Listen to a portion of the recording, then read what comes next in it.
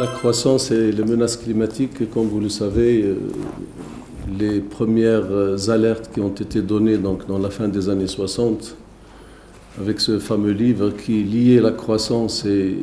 la non-viabilité de nos modèles de croissance, ce rapport Meadow connu donc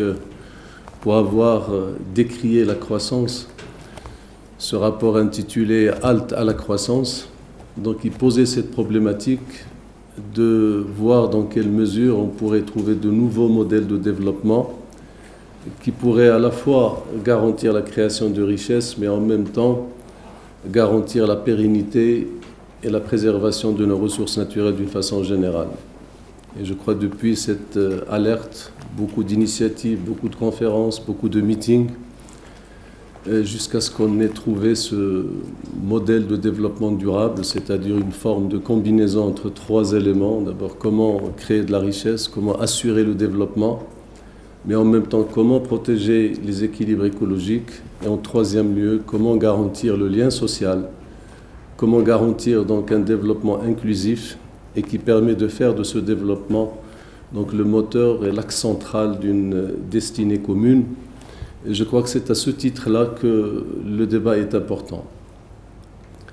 Alors pour mesurer cette croissance, évidemment, toutes les tentatives ont été menées à la fois pour voir comment on peut mesurer ce développement durable, puisque tout le monde était convaincu que l'instrument de mesure principal, c'est-à-dire le PIB, ne traduisait pas, ne restituait pas donc cette forme de développement durable et qu'il fallait trouver un certain nombre d'éléments qui nous permettrait de lier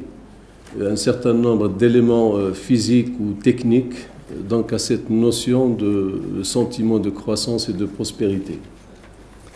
Je crois qu'il y a un rapport qui a fait la synthèse et on ne peut pas faire mieux ni plus. C'est ce rapport qui a été établi par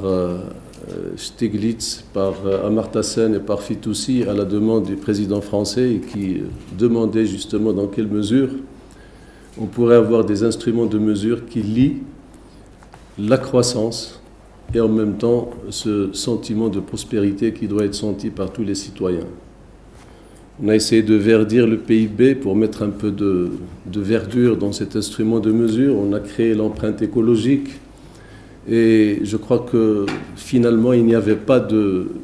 d'indicateurs ou d'instruments agrégés synthétiques qui permettaient de mesurer ce développement durable. Et le débat reste posé parce qu'actuellement,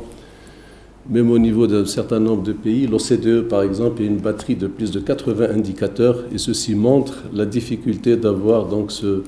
ces indicateurs agrégés pour mesurer le développement durable. Nous sommes évidemment maintenant, comme vous le savez, dans une situation de déséquilibre et la biocapacité de notre terre est mise à rude épreuve, puisque pratiquement depuis le mois de juillet, nous vivons à crédit. Nous consommons pratiquement tout ce que la terre produit au mois de juillet et le reste de l'année, nous vivons à crédit. Donc cette érosion des actifs écologiques continue et malgré tous les efforts qui ont été conduits, il reste encore à trouver donc un équilibre qui permet de trouver de nouveaux modèles de croissance respectueux de ces ressources naturelles. Donc dans ce débat, on ne peut que saluer donc les initiatives et essayer de voir dans quelle mesure on peut construire un avenir commun. Et je crois que la COP22, qui est qualifiée donc comme COP de l'action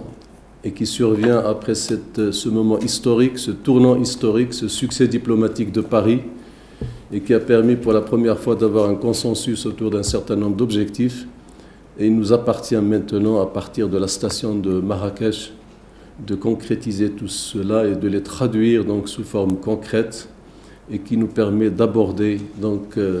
la deuxième moitié de ce siècle avec beaucoup de sérénité, en rentrant dans une forme de neutralité carbone, où on ne produira pas plus de gaz à effet de serre que ce que la Terre peut absorber, avec les différents puits de carbone. Donc dans cette situation, la COP de Marrakech est porteuse d'un certain nombre d'espoirs, d'un certain nombre d'ambitions sur le plan du financement, sur le plan du transfert de technologie, sur le plan de l'adaptation, sur le plan de la gestion des risques.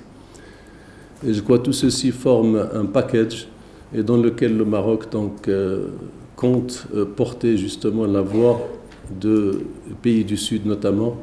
pour concrétiser tout cela.